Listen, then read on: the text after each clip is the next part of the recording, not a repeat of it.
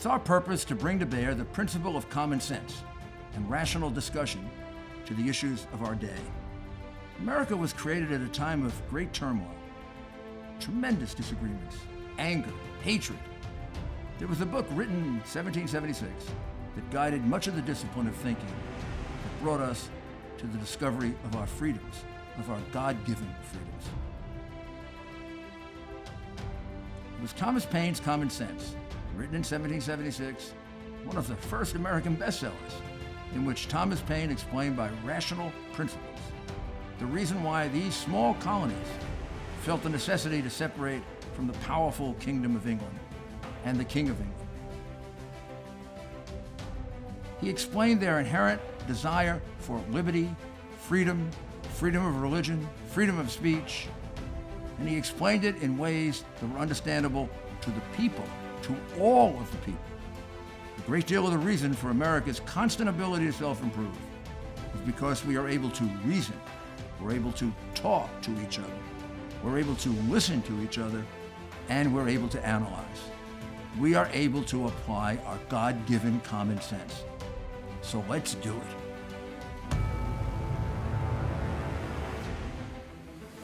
Good morning. This is Rudy Giuliani, and this is a special.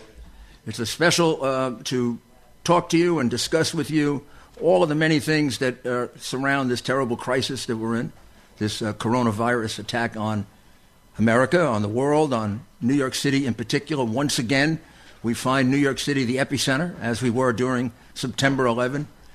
I guess that's what goes along with being the capital of the world, which is what I always called New York City when I was the mayor.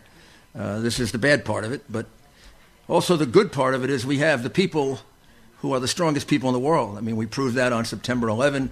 We proved it during the last blackout that we had when Mayor Bloomberg was the mayor. I mean, my goodness, I remember the days when New York City couldn't handle these things, and I am so proud of my people. I consider New York City my people. I grew up here. I was honored to be the U.S. attorney here and the mayor here. I served here for most of my public career, and I think I know the city certainly as well as anybody. I mean, I can know my way around Staten Island really, really well.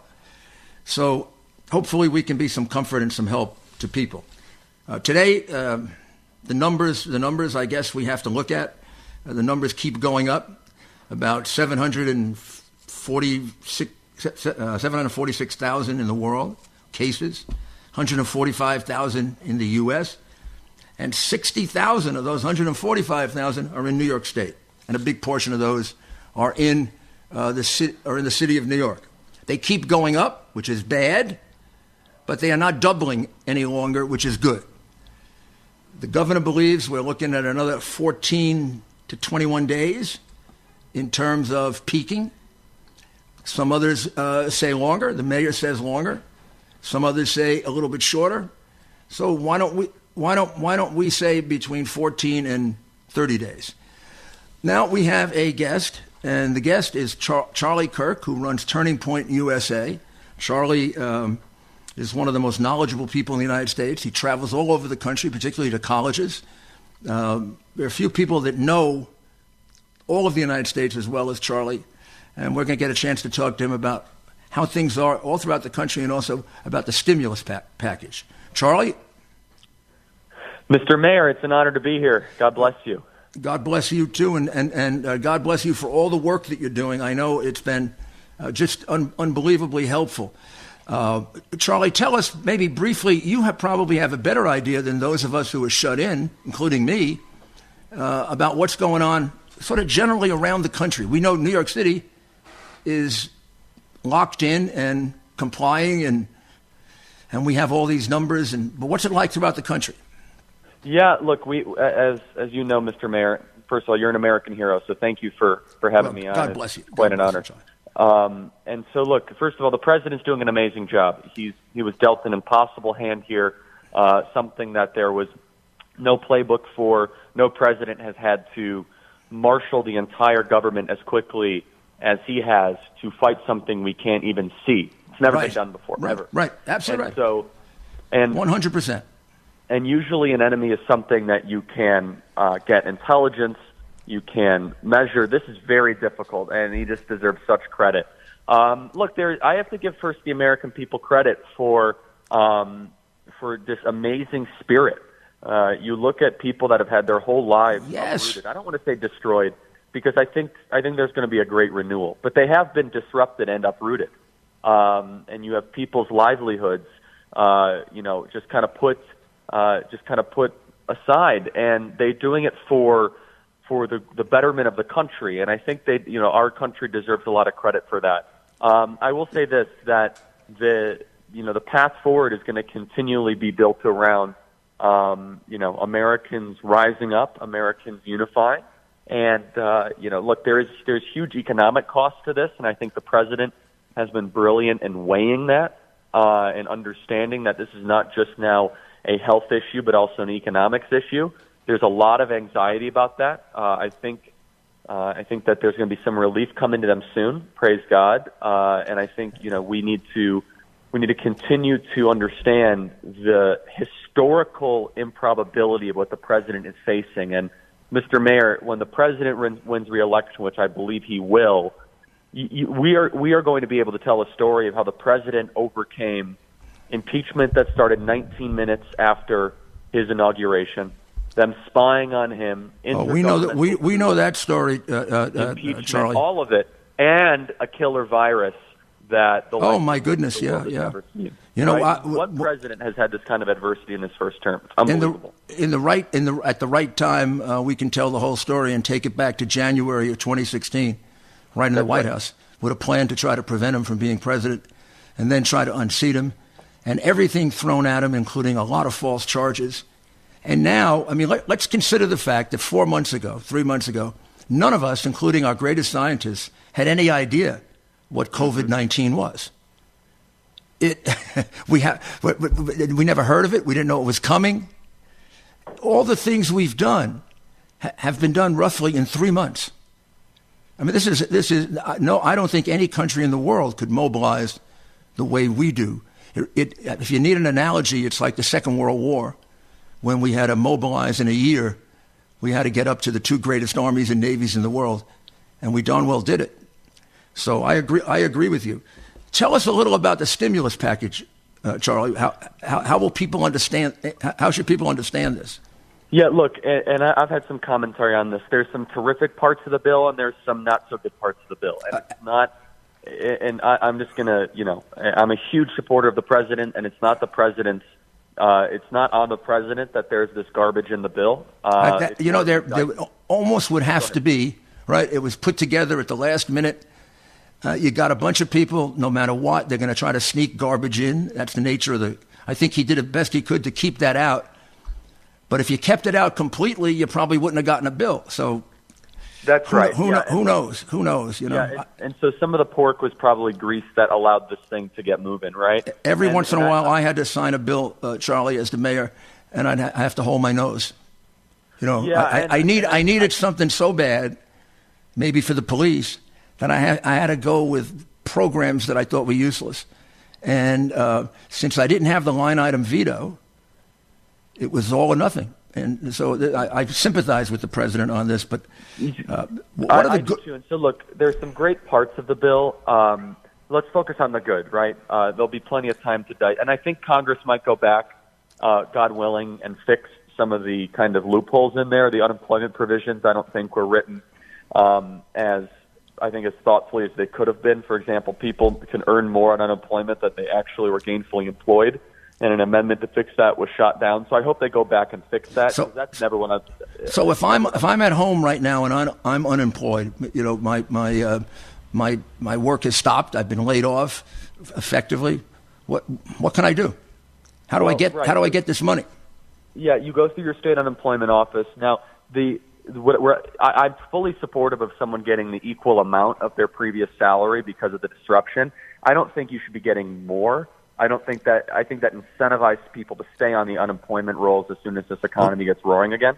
But this is all going to be facilitated through the state. So that's one provision of the bill. The provision of the bill that's the best. Let's focus on that. The best part is the Payroll Protection Act. That's $50 billion. If you're a small business owner out there, you are able to apply for a small business loan to the SBA. I know people don't like the SBA. I've never heard anyone say a good thing about it. But this money is going to be flowing through your banks, not through the SBA. That's a really good provision that the Treasury Department put through.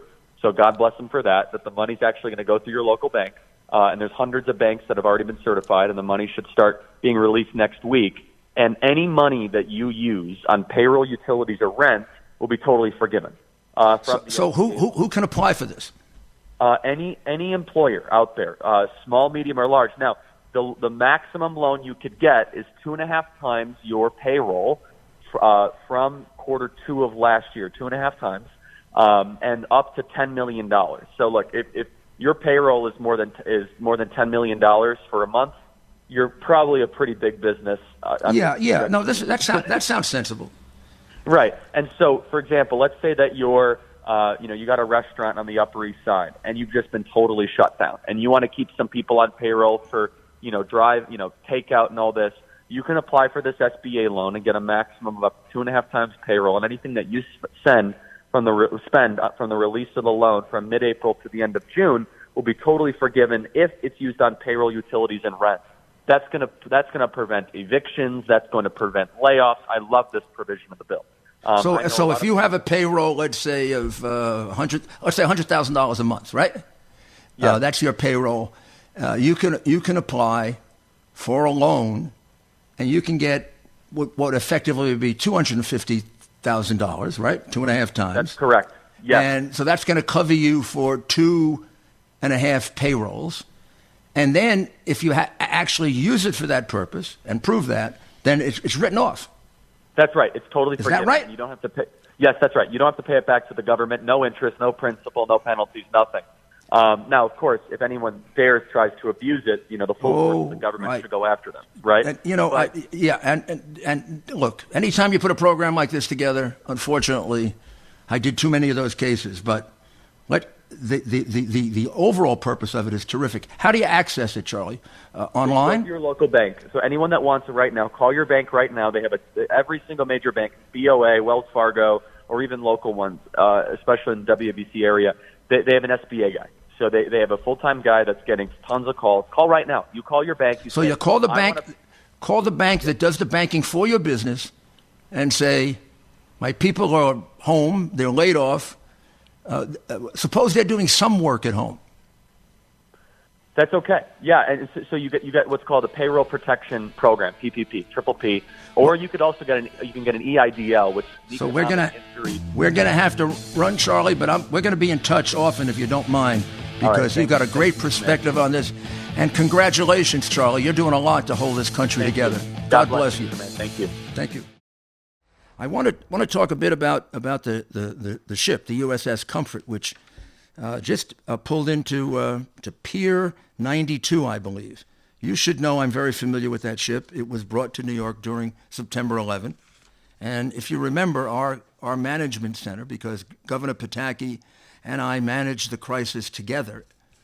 We were together virtually for 3 months, inseparable. Our staffs held staff meetings together with us presiding every day, 3 times a day, 2 times a day.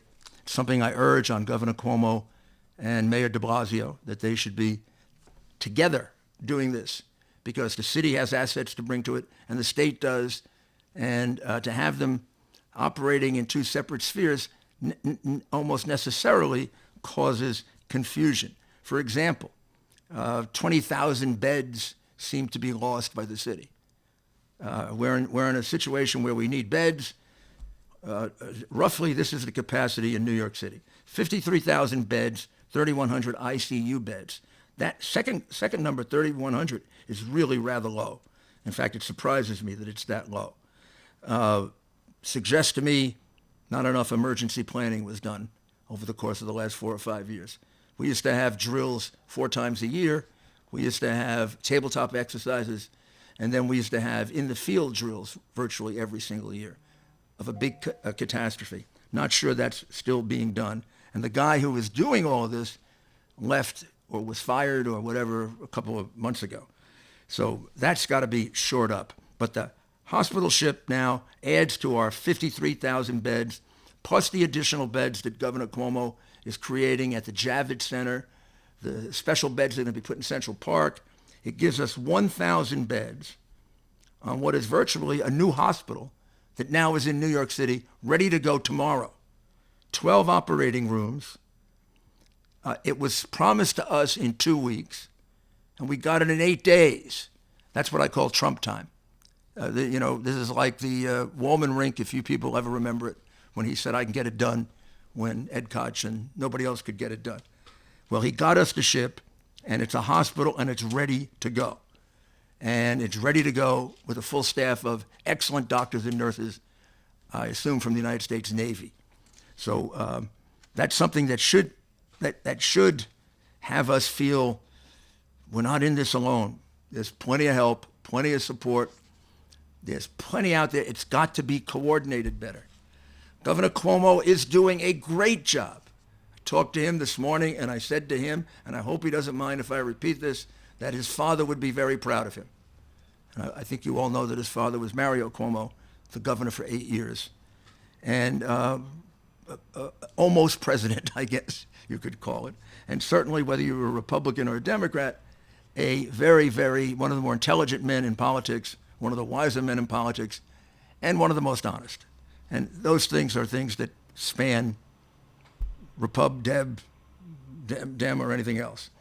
I think a lot is to be desired from the mayor. The mayor's got to get in the game. He's got to be coordinated with the governor. Situation like this, a mayor can't do much without the governor. He needs the governor's approval for everything. On the other hand, the mayor's got the superior resources. He's got the best health department. He's got the best police department. He's got the best fire department anywhere. So those have to be coordinated with the state and with the state health department.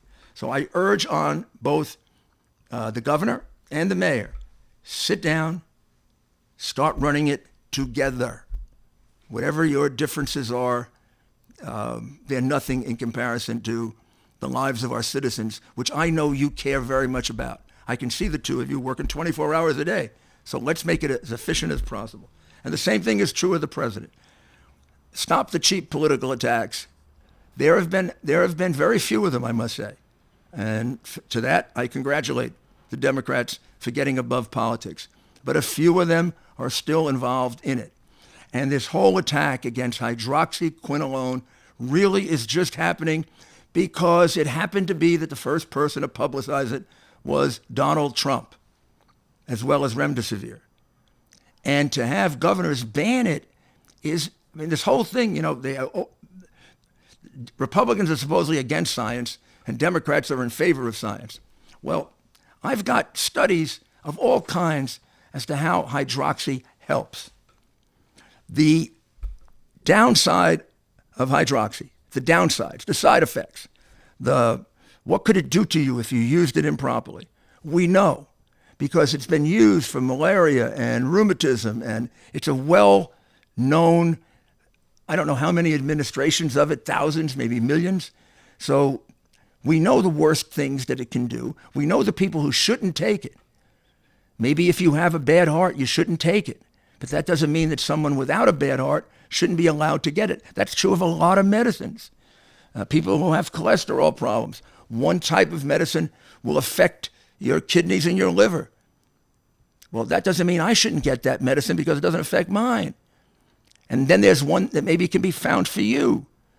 So for these people to be pointing out the side effects as if they are universal, this is really ignorance or just being politically motivated when we don't have the time for it.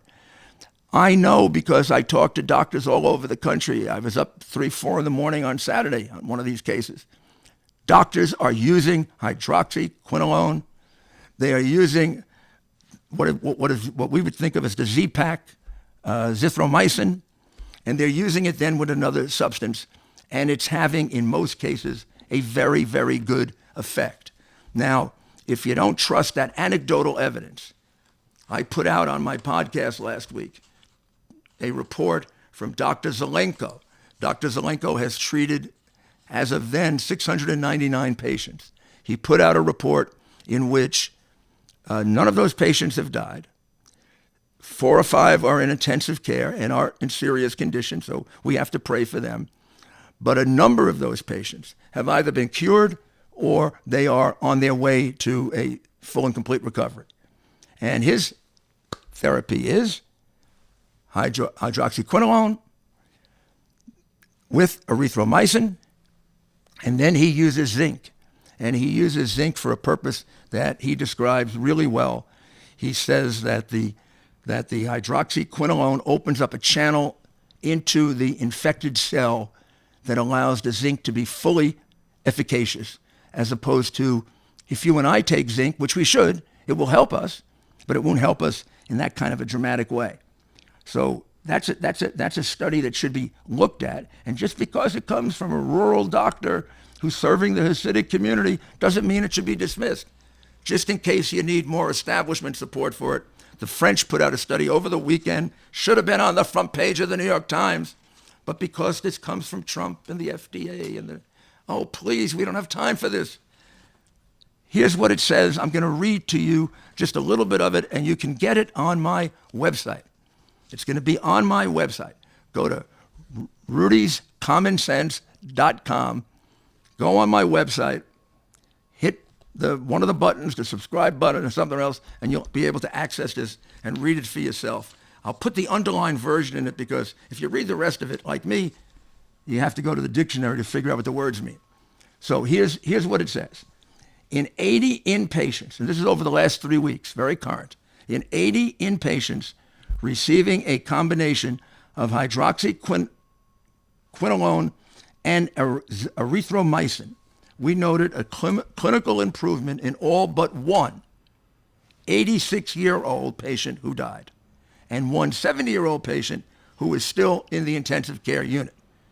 So that's 78 out of 80 with a clinical improvement of COVID-19 patients and of rather serious ones. And the idea was to reduce the virus and to decrease the virus carriage duration, which means it decreases the time that somebody is contagious. And every day by which you can decrease that is a day in which we have less cases multiplying. So he then goes on with a scientific discovery, and he says this, number one, will put people on a way to a cure. We're not sure it's a cure or it reduces the symptoms dramatically, so then the attack on your system is not as dramatic, which is the way, for example, we deal with regular flu when most people recover from it. And also, this allowed patients to rapidly discharge from highly contagious ward with a mean length of stay of 5 days. I believe the length of stay before that was 9 days, 8 or 9 days. So that knocks 3 or 4 days off. And when you think about hospital beds, that's critical at these proportions. The virus cultures from patients' respiratory samples were negative in 97.5 patients by day 5. So this is a study from a Institute of Medicine in France, one of the most respected doctors in France. He's been actually interviewed on television. I've seen him. This should be something that we can rely on to go forward, not with the usual care that we go forward.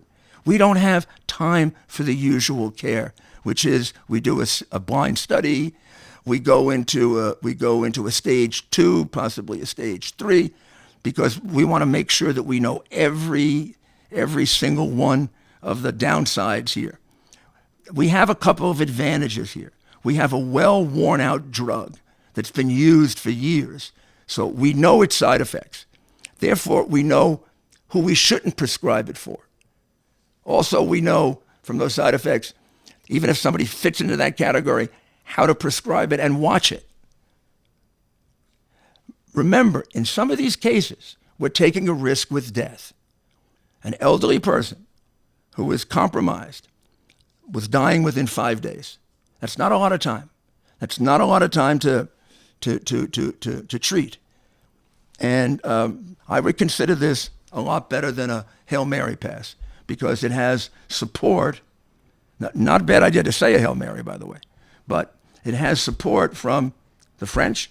It has support from doctors in America. And also, let me just tell you anecdotally in my conversations with doctors like Dr. Hariri, it's being used. I mean, New York banned it, but it's being used in New York hospitals right now as we speak.